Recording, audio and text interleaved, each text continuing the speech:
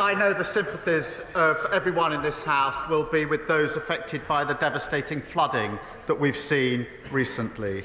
And our thanks goes to all those working tirelessly to support the affected communities. Mr. Speaker, we've committed £2.4 billion over the next 2 years to build, maintain and repair vital defences to protect more communities from the awful impact of the flooding. Mr. Speaker, the ceasefire announced in Lebanon is long overdue, but demonstrates that diplomacy can succeed even in the most challenging of circumstances. We must seize this opportunity to build trust, de-escalate tensions and push for a wider ceasefire. Mr. Speaker, this morning I had meetings with ministerial colleagues and others. In addition to my duties in this House, I shall have further such meetings later today. Daisy Cooper.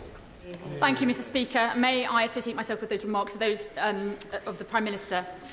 West Hertfordshire Hospital Trust has eliminated 65-week waits, and they have now met all 3 national cancer standards.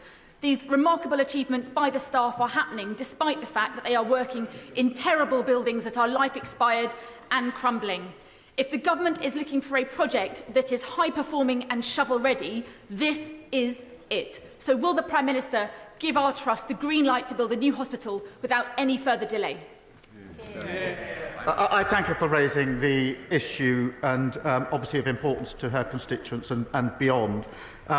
Look, the new hospital programme that we inherited was a failure of the previous government. We are committed to delivering. We're reviewing to make sure we can deliver. The Health Secretary set out further details, but I'm very happy for her to have a meeting with the relevant minister if she wants to follow up on the specifics. Thank you. Chris Curtis. Thank you, Mr. Speaker. Residents in Red House Park in my constituency are suffering from soaring management fees and poor service from their fleaseholder management company. Recent BBC reporting has once again demonstrated the consequences of the outdated and feudal leasehold system.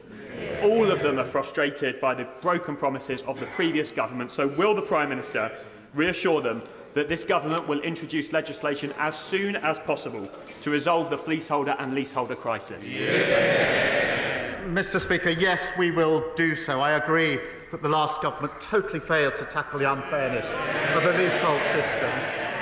We will provide homeowners with more powers, protection and greater rights by bringing that legislation forward. Thank you. Leader of the Opposition, Kemi Badenoch. Thank you, Mr. Speaker. At the CBI conference on Monday, the Chancellor said, and I quote, "I'm clear, I'm not coming back with more borrowing or more taxes." I know that telling the truth to this House is important to the Prime Minister, so will he repeat his Chancellor's pledge now? Mr. Speaker, we set out our position at the budget that was just set out. We're fixing the foundations. We're dealing with the £22 billion black hole that they left. I'm not going to write the next 5 years of budgets here at this dispatch box. But, Mr. Speaker, we said we wouldn't hit the pay slips of working people. We passed the budget, we invest in the future, and we kept that promise. Mr. Speaker, he's not fixing any foundations, he's making everything worse. The whole House would have heard him refuse to repeat the Chancellor's pledge, a pledge as worthless as the manifesto promises that he's talking about. If he is fixing foundations, why is it that the PMI index shows that business confidence has crashed since the budget? Mr. Speaker, we're fixing the foundation. We've got record investment into this budget. But she talks about tax rises. Mr. Speaker, 2 weeks ago, she stood there and said that she wanted all the investment, all the benefits of the budget, but she didn't know how she was going to pay for it. I noticed that, having come here criticising the national insurance rises over and over again, on Monday she admitted that she wouldn't reverse the position that we set out. Meanwhile, her science minister was saying he was going energetically to do the opposite. They really haven't got a clue what they're doing. Mr. Speaker, if he wants to know what Conservatives would do, he should resign and find out. Until then...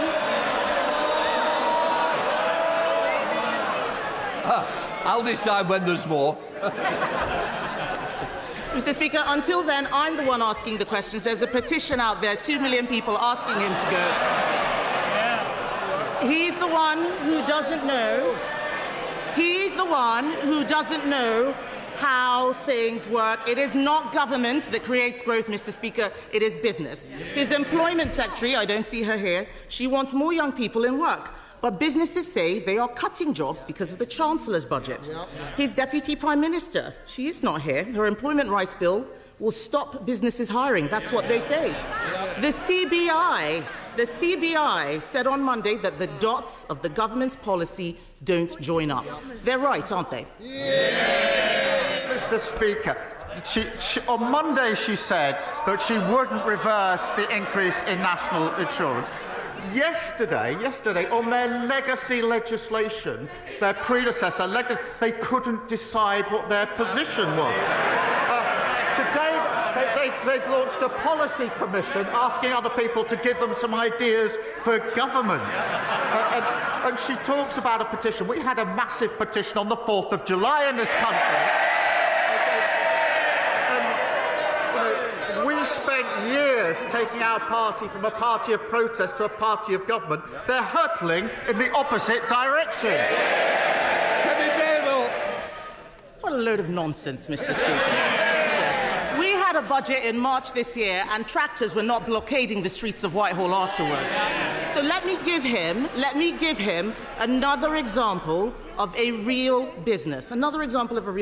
Following his budget, the head of McVitie's has said that it has been harder to understand what the case for investment in the UK is. So while the Prime Minister has been hobnobbing in Brazil, businesses have been struggling to digest his budget. Isn't it the case, Mr. Speaker, that the Employment Rights Bill shows that it is not only the ginger nut that is causing him problems? Hey, Minister. I was attending the G20. I suspect on their current trajectory they don't know whether they're going to attend the G20 or not. Maybe the Policy Commission will come up with an answer on that one. But we've had record investment from overseas investment into this country. And she keeps carping from the sidelines. She says at this dispatch box, she wants all the benefits of the budget, all the investment, but she doesn't want to pay for any of it. Mr. Speaker, she's racked up £6.7 billion of unfunded commitments in just 3 weeks as leader of the opposition. So once it comes to the economy, we're the ones growing the economy.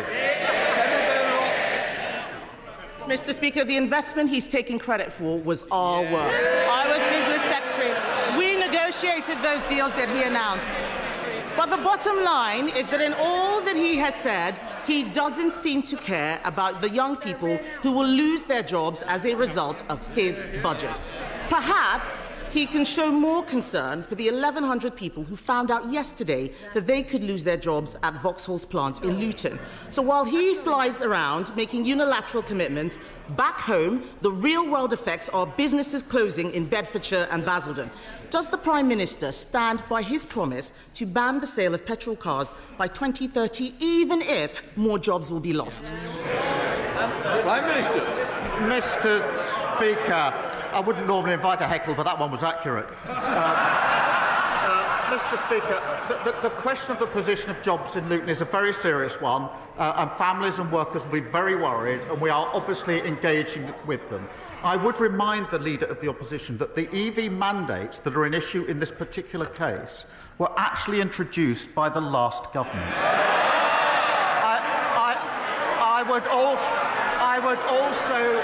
I would also remind her that she was the business secretary that introduced them. We're getting on with supporting those communities. She's shouting from the sidelines. Kemi Badenoch.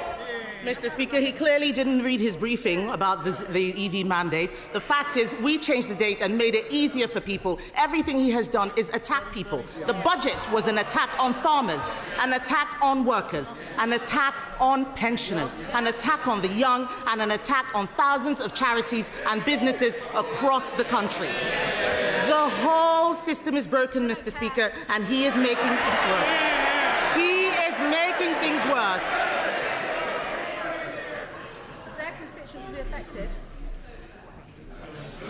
Mr. Speaker, he is making things worse. everyone is unhappy. Isn't it a good thing that the Chancellor is an expert at customer complaints? Mr. Speaker, I think she's just read out the charge sheet against the last government. Everything is broken. And they come here every week with absolutely nothing to offer except complaints. Nothing constructive, no new ideas. They don't know what they're doing from one day to the next. Living in this fantasy world that everything was fine, apparently, for 14 years. Well, the country's fed up with those fantasies. They've got rid of those fantasies. We're going to take the hard decisions. They're jumping on every bandwagon that's passing. We're taking the country forward. Imran Hussain. Thank you, Mr. Speaker. As we enter the last week of Islamophobia Awareness Month, the Prime Minister will know that this year has been an extraordinarily difficult for British Muslims on the receiving end of society's most deplorable attitudes, considered easy prey for the far right and scapegoated by politicians endorsing institutional Islamophobia. And the reality is this emboldening and normalisation of Islamophobia, as highlighted in a number of reports, led to the race riots we saw on the streets of Britain this summer, where mosques and those who are visibly Muslim were subject to despicable attacks, with many left fearing for their lives. So will the Prime Minister condemn those in public office and positions of power who actively promote Islamophobia?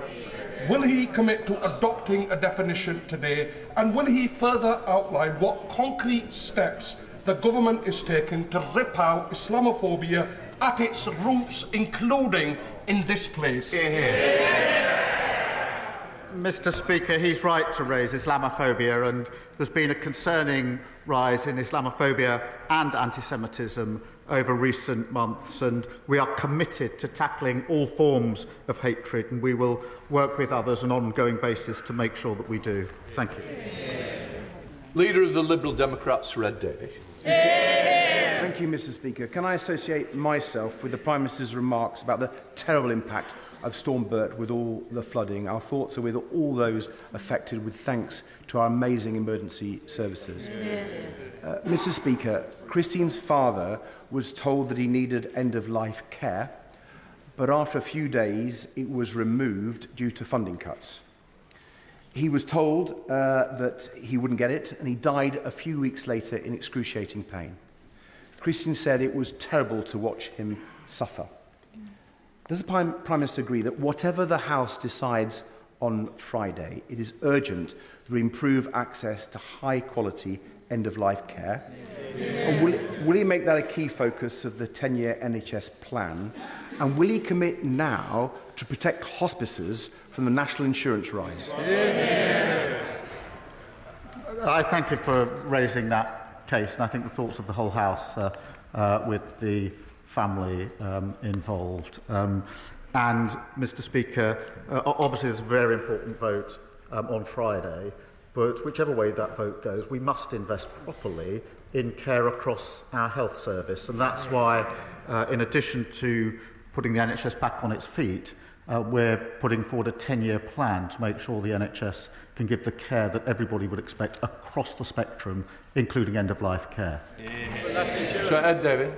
Can I thank the Prime Minister for that reply, and I hope we'll hear more from ministers, particularly on hospices and national insurance, in days to come. Turning to the cost of living crisis, on Friday, Ofgem said that in January, energy bills would go up again after last month's 10% rise. Millions of people are really worried about how they're going to make ends meet this winter, not least hundreds of thousands of pensioners who are in poverty but above the pension credit limit, who will now lose winter fuel payments. So with energy bills going up again, will the Prime Minister reconsider and restore winter fuel payments? Well, Mr. Speaker, obviously the whole House is concerned about energy bills, which are actually lower this year than they were last year. The long-term way to deal with this is clean power by 2030, to make sure we drive those energy bills down on a permanent basis. And that's what we will do. On the winter fuel allowance, he knows very well what the government's position is, and I've rehearsed it, indeed, with him many times. Atkinson. Thank you, Mr. Speaker. Antisocial behaviour involving modified and off-road bikes is a menace that has a huge impact on communities like mine in Sunderland. While I welcome the work Northumbria Police do in partnership with our council on this issue, they need stronger powers and more resources. Can the Prime Minister outline how he will back the police to tackle the misery caused by intimidating and downright dangerous antisocial behaviour on bikes? Well, I thank him for raising this because antisocial behaviour affects so many people. Sometimes it's described to me as low level. It isn't in the impact it has, particularly when it comes to off-road bikes. And that's why we're implementing tough new respect orders, which will give powers to the police, including powers to seize off-road bikes, but crucially adds a power of arrest for breach of the orders, something that's been missing in recent years. So we will tackle this because it blights communities across the country. Stephen Flynn. Thank you, Mr. Speaker. As everyone in the House will be aware, we're currently in the middle of BBC Anti-Scam Awareness Week. And of course, the advice in that context is always simple. If you see a scam, you should report it. So with that in mind, can the Prime Minister advise the House? Is he aware of anyone who's promised to reduce energy bills only for them to increase? Is he aware of anyone who promised to back business only to tax business? And is he aware of anyone who promised to protect pensioners only to pick their pockets for their winter fuel allowance? Well, it's very good to see. Sorry. The gallery will not clap and not interrupt the proceedings. Prime Minister. Mr. Speaker, I'm very glad to see him in his seat in this House, as I'm sure many of his colleagues in Scotland share that sentiment. What I can point to is a government in Scotland that promised to take Scotland forward and took them backwards. So I can identify the first one. It's right there. Daria Ali. Thank you, Mr. Speaker. November marks Islamophobia Awareness Month. Last year, the United Nations Human Rights Council adopted a resolution condemning the desecration of religious texts, including the Quran, despite opposition from the previous government. Acts of such mindless desecration only serve to fuel division and hatred within our society. Will the Prime Minister commit to introducing measures to prohibit the desecration of all religious texts and the prophets of the Abrahamic religions? Can I agree with him that desecration is awful and I think should be condemned across the House? We are, as I said before, Mr. Speaker, committed to tackling all forms of hatred and division, including, of course, Islamophobia in all of its forms. Thank you. Thank you, Mr. Speaker. Sarah and her family have farmed beef and cattle in my Gordon and Buchan constituency for over 70 years, and they'd always planned for her sister to continue the family legacy. Earlier this year, Sarah's mother died very suddenly and unexpectedly, and she was just 58. Sarah said to me that despite already having a tragic year, it was made even worse after the budget, saying that changes to agricultural property relief has hit us hard when we're already struggling with bereavement and trying to cope with losing mum. What would the Prime Minister say to Sarah and her family on what has been the most difficult year of their lives, in light as well of the family farm tax? Prime Minister. Mr. Speaker, I'm grateful to her for raising the case and the awful bereavement. And if she would kindly send me the details of the case, then I'll certainly have a look at it. In relation to farming more broadly, as she knows, £5 billion was set aside in the budget over the next 2 years as an investment in farming. That's the biggest amount that's ever been set aside. I hear the chuntering, but they actually failed to spend the last farming budget by £300 million. On the question of inheritance and family farms, obviously it's important to bear in mind in a typical case, which is parents passing to a child, the threshold is £3 million, and that is why, as she knows, the vast majority of farms will be totally unaffected. Neil Coyle. Thank you, Mr. Speaker. Southwark faces a significant challenge of antisocial behaviour, but fewer police today than in 2010 due to Tory cuts in coalition with the Lib Dems. As the Prime Minister fixes the postcode lottery in law and order, will he consider the request from Southwark Police, Southwark Council and myself for our community to be a pilot test area for the new respect orders to address this serious problem? Well, I'm grateful for him for raising this because public has been badly eroded under the last government, and we will drive that up with a major programme of reform. That includes recruiting 13,000 more police into neighbourhood policing and the tough new respect orders coupled with the power to arrest for breach of the order. Rupert Nell. Thank you, Mr. Speaker.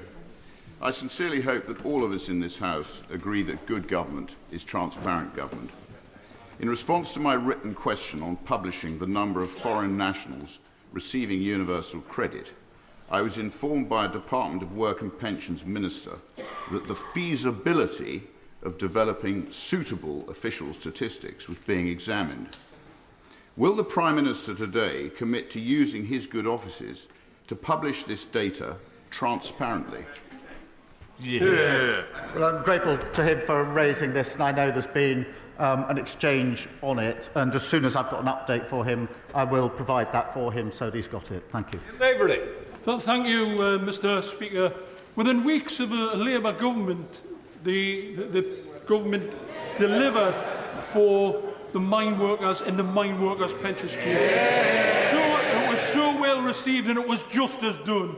However, is it not time to seek the truth with regards to the policing during the miners' strike? And would the Prime Minister commit to an early and full inquiry into the policing during the miners' strike, something which this lot denied for generations? Well, I'm grateful for him for raising this. That question of the mine workers' pension scheme reversed a historic injustice, and I was so pleased we were able to do that in the budget. In relation to the miners' strike, as I think he knows, I've met some of the Orgreave campaigners and listened very carefully to what they say. They are entitled to the truth, and we're thinking carefully about what the next step should be in order to deliver that for them. Thank you, Mr. Speaker. Next month marks 2 years since the death of Cody Fisher, a young man from my constituency of Stratford-on-Avon. Cody was a talented footballer with a bright future whose life was tragically cut short when he was stabbed in a nightclub in Birmingham. His mother, Tracy, has been campaigning tirelessly in his memory for legislation which would require venues to wear bleed kits and metal detectors. In the light of the government's commitment to tackling knife crime, will the Prime Minister meet with Tracy and me to discuss these vital proposals to better protect young people like Cody from the devastating impact of knife crime? Prime Minister. Well, I thank the honourable member for raising the tragic case and pay tribute to Tracy for her campaigning. I've met a number of families on this issue of bleed kits, so I know firsthand just how important it is. We are taking measures in relation to knife crime, which includes banning the sale of online knives, making them less available, a course to take young people out of offending where we can, and real penalties. But I am happy to look at bleed kits, and I will make sure that she gets a meeting with the relevant minister to hear more of what we're doing, but also to make her case. Rachel Hopkins. Mr. Speaker, and I refer to my register of interests. The proposed closure of Luton's Vauxhall van plant by Stellantis is devastating news for our town. Over 1,000 jobs at risk and the future prosperity of our town threatened. So can the Prime Minister assure me there will be cross-departmental response to support the automotive sector, but importantly, good skilled jobs in Luton? Yes, I will, and I know and thank her for raising this because it is a difficult and uncertain time for workers in Luton and her constituents and their families. And that's why we're working with the industry. There will in fact be a statement later on today, Mr. Speaker, about this. It's important we do whatever we can to support these communities. Then Harriet Baldwin. Thank you, Mr. Speaker. Tenbury Wells was flooded again with Storm Bert last weekend, the second time the town has been flooded this year, and it's a town where it's only a case of when, not if, it will flood again. And the situation is made even more devastating for residents because there is a fully developed flood defence plan that is partly funded for the town.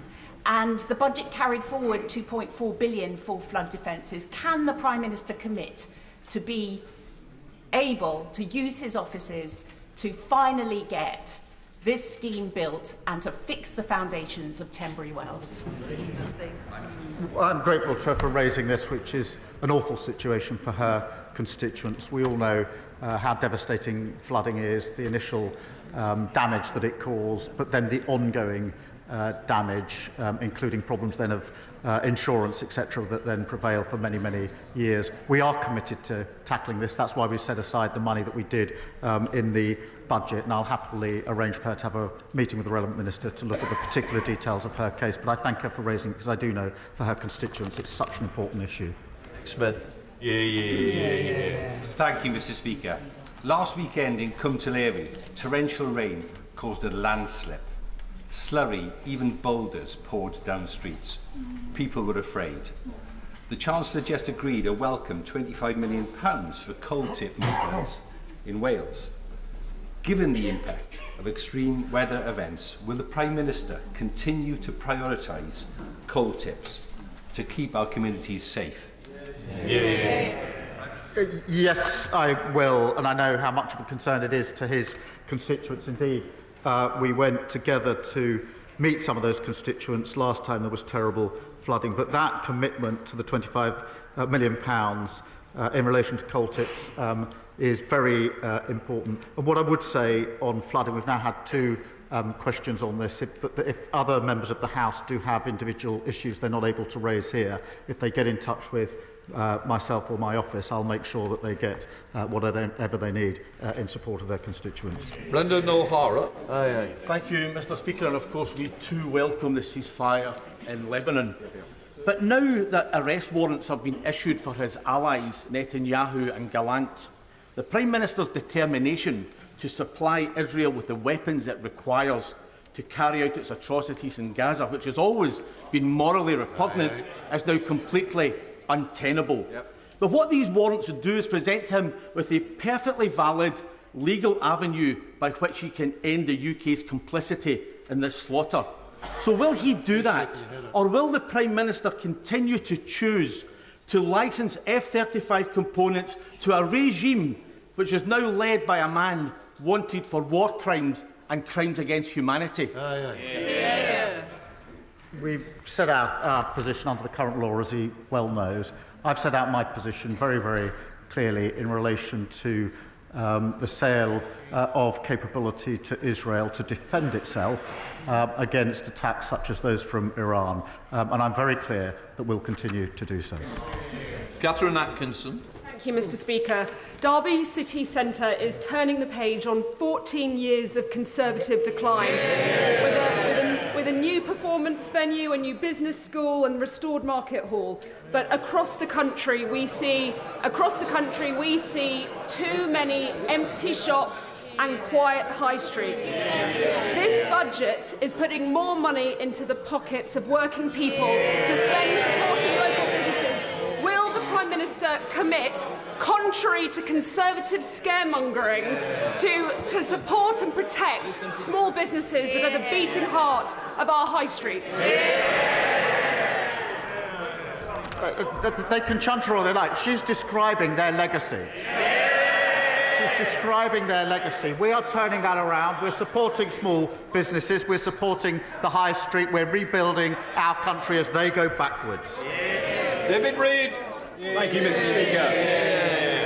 My constituents in Exmouth and Exeter East and our neighbours across the South West are understandably concerned about the rail disruption and potential economic damage that the HS2 construction at Old Oak Common will cause to our region for at least the next 7 years. So will the Prime Minister please commit to producing a full mitigation plan as soon as possible to address these issues and to ensure that the South West does not lose out? Prime Minister. I'm grateful to him for raising the issue, which is of real importance to his constituents, and we have committed £30 million to mitigate the impact of the construction at Old Oak Common. Local services will be unaffected, and current plans will see services run between Exeter and London Euston. But I'm very happy again to arrange a meeting with the relevant minister if he wants that, in order to follow up on the particular concern of his constituents. Thank you, Mr. Speaker. After 14 years of the Tories, our criminal justice system is on its knees, leaving just 4.4 of domestic assault cases recorded by the police, resulting in a conviction. With Monday just gone being the International Day of the Elimination of Violence Against Women, can the Prime Minister tell us what he's going to do to ensure the criminal justice system works for women and girls in North West Leicestershire and beyond?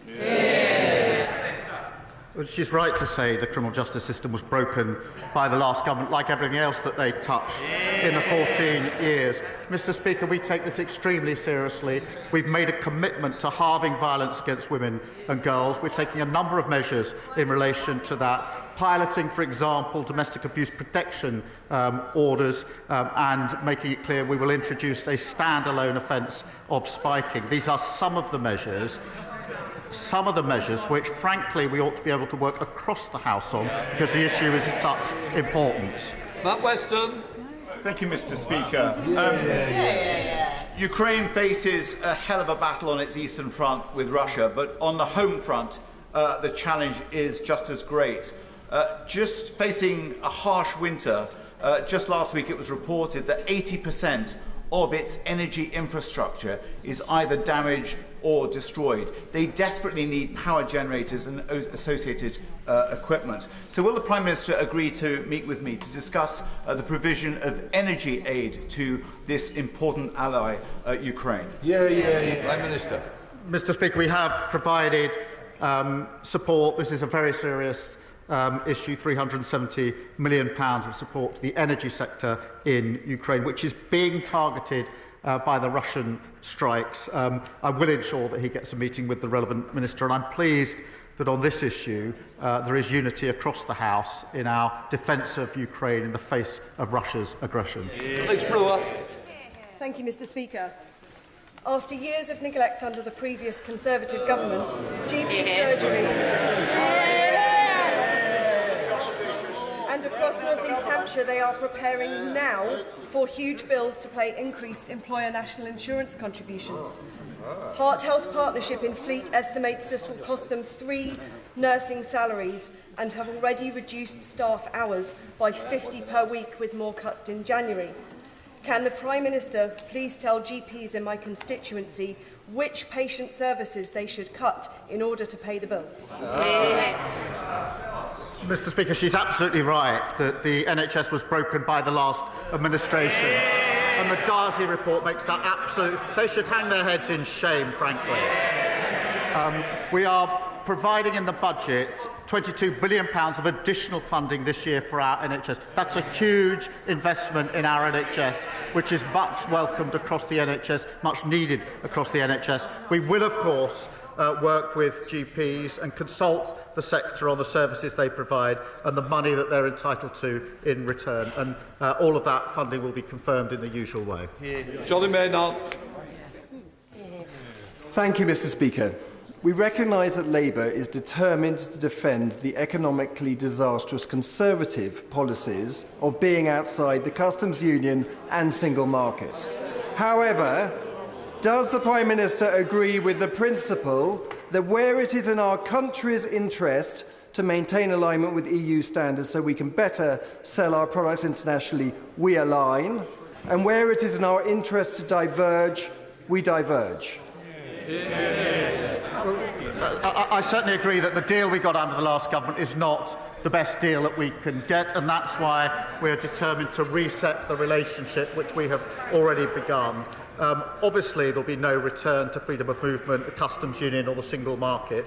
But beyond that, we can increase, I think, and improve the situation, whether it comes to trading, to security and other cooperation. And we're actively working on that. Final question, Frank McNally. very much, Mr Speaker. Following a major fire at the Tradeby depot in my constituency in 2021, Scotland's clinical waste was forced to be transported to England due to a complete lack of forward planning. Tradeby was only appointed after the previous contractor collapsed, leaving human remains languishing in a warehouse, and it's now been revealed that the Spanish company was bailed out with £5.4 million of taxpayers' money. Does the Prime Minister agree with me that the SNP government has consistently failed to get a grip of clinical waste disposal and must act appropriately to protect the public purse and ensure public safety? Well, I do agree with that, and it's not. It's the rule rather than exception when it comes to the SNP government. And the challenge for them now is they've got the powers to act. They've now been given the money to act. They've run out of excuses.